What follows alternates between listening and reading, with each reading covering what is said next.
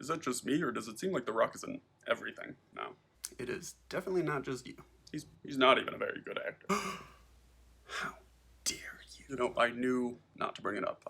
Let's just change tell me about this movie. Well, do you remember that DC movie Shazam from a couple years ago? The Marvel-y one, where the little kid got superpowers? I mean, vaguely.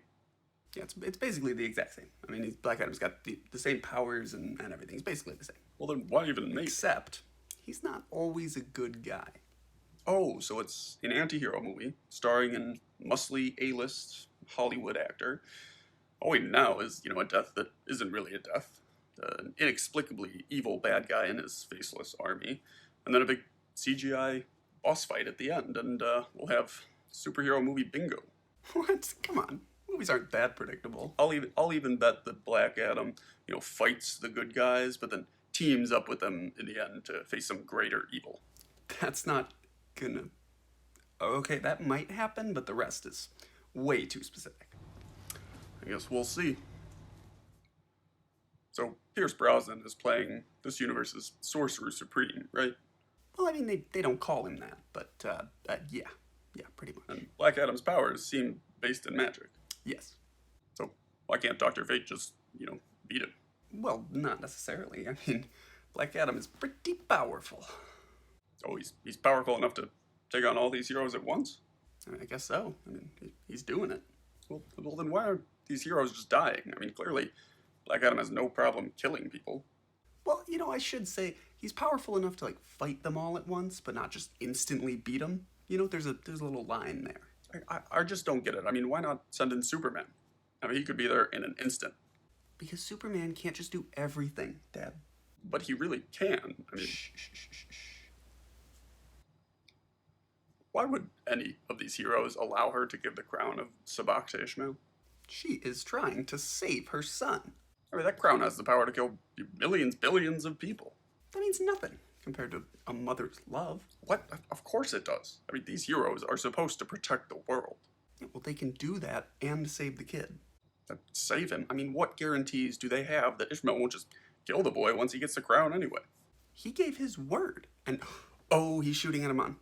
See, this is exactly why they should have just kept the crown. Shh. So, Dr. Fate's plan is to keep all of his super-powered allies outside while he goes in and fights Sabak alone, knowing he'll die, and stalls until Black Adam returns. Yep, that's pretty much it. Not a great plan. I mean, why wouldn't he at least let his teammates help him? I mean, together they could certainly buy more time. Yeah, but then one of his friends could die, and he doesn't want that. What? It's not like Sabak could just kill them all? I don't know, maybe he could. I mean, he also seems pretty powerful. Wait, I thought he was basically the same as Black Adam, just with fire instead of lightning. Well, I mean, basically. Right. And this movie already established that Black Adam couldn't just kill them all. In fact, when they fought, these heroes had him trapped for a bit.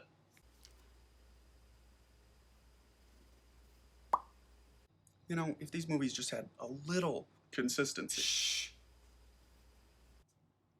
What? What? I mean, what is the point of this army from hell if any random schmuck on the street can pick up a stick and start beating the soldiers? I mean, eventually, they would overwhelm everyone. Oh yeah? These pile of bones are gonna overwhelm Wonder Woman? Or Flash? Oh, no, but that's... And really, why do all these movies feel the need to have these side characters do something during the big climactic fight? I mean, it would make way more sense to have them all hiding, rather than having a 12-year-old boy bashing in the heads of an undead army. They're not just going to let the skeleton army take their home. Oh, you know what? You're right. It's much better to have this kid with a skateboard rallying the troops to fight this army with swords instead of, I don't know, running away. See? Now you're getting it.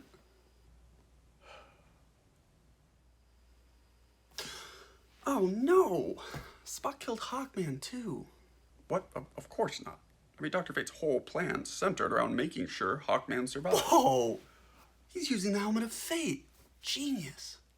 Are you serious? Twisty plot. How would Hawkman even know how to use that helmet? Is he some sort of magician?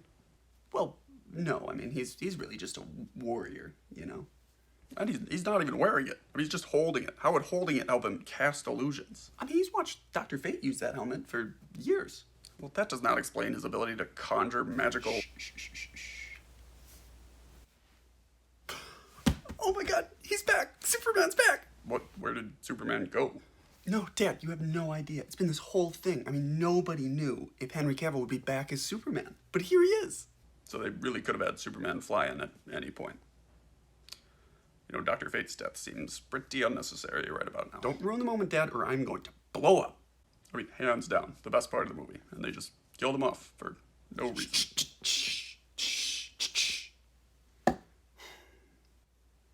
So, what'd you think? Let me hear it.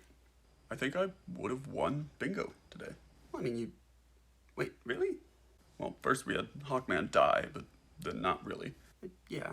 And then we have Ishmael with his useless, faceless army, who had no backstory as to why he wanted to create hell on Earth. He was just, bad for bad's sake. I mean, I guess, but... And then we have Black Adam, who, teamed up with the good guys that he fought earlier to defeat this greater evil in this CGI mess of a climax. But hey, there's always next time. What's the next one of these you'll drag me to? Well, I mean, Shazam 2 is the next DC movie. Well, I'm sure that one won't have as much, predictable CGI nonsense with overpowered characters and pointlessly evil villains.